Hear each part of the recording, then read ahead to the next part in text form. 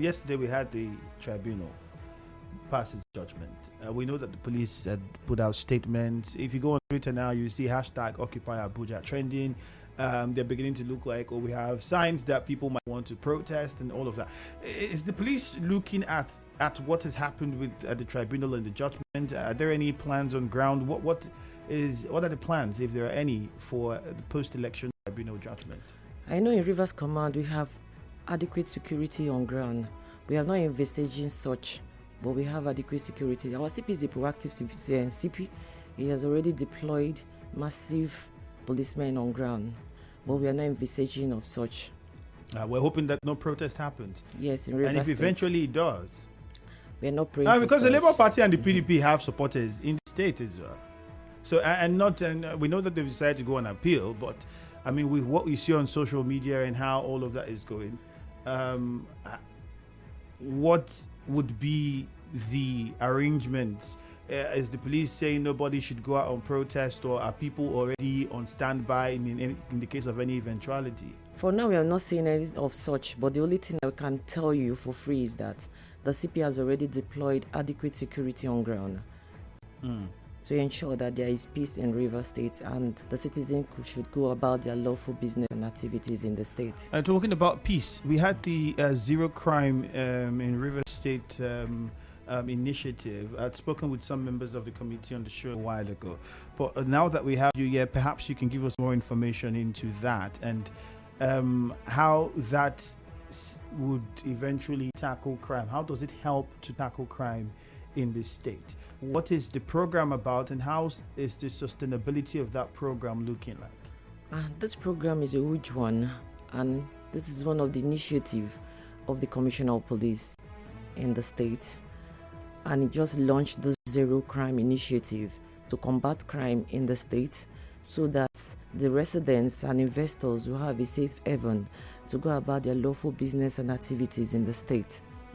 And where is this started? We know that there are certain areas in Rivers State where, crime is on the increase.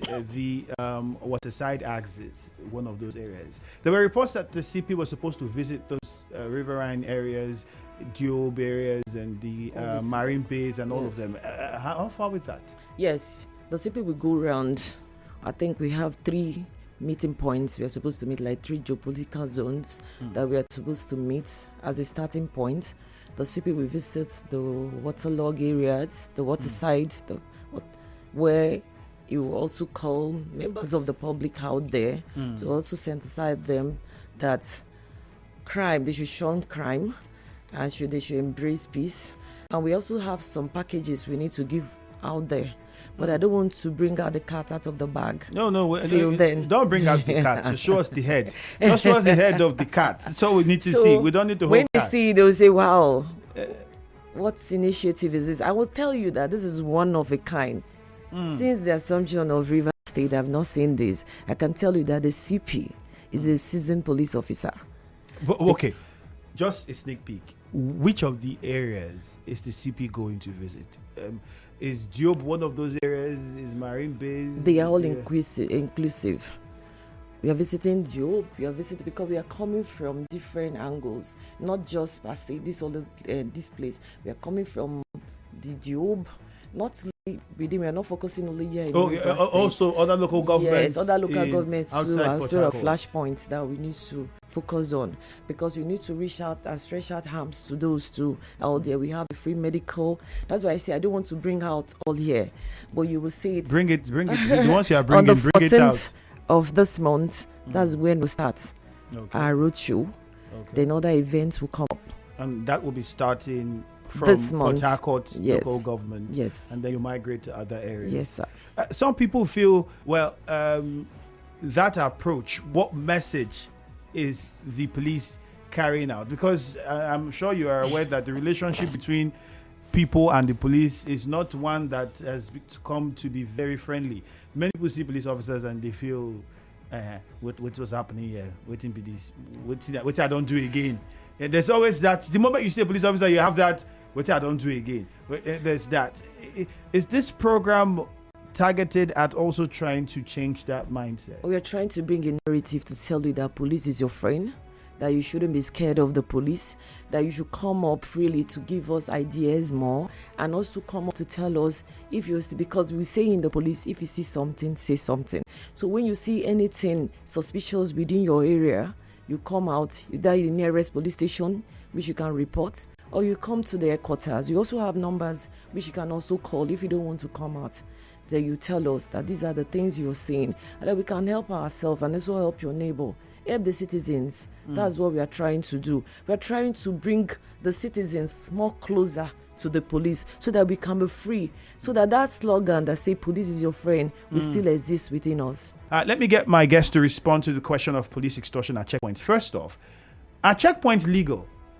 Yes, checkpoints are legal because they are there to combat and to checkmate crimes, but they are not there for extortions.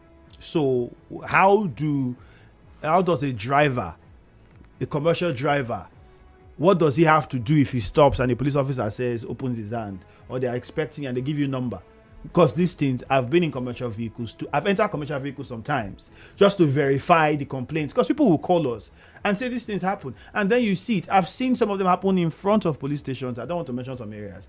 I want the callers to be the ones to do that, but they are areas in front of police stations that these things happen. And then the drivers would ask, they one time me say, Oga for inside, no, say these people won't stand here, they do this thing. How's the police addressing that? How are they tackling that? I want to say that the CP I have does not tolerate such acts, that our police officers mount a checkpoint by extorting members of the public, especially commuters. That if any of such, they can go straight, because you just said they are giving numbers, which I'm not aware, but they can also walk straight into the division. If it's close to the station where that checkpoint is being mounted, they can go straight and ask of the DPO and tell the DPO, this is what I'm seeing there. They can also, I would drop numbers, also they can call those numbers, because we have a monitoring team that has been going around. We have our CPS squad that is going around too for such acts.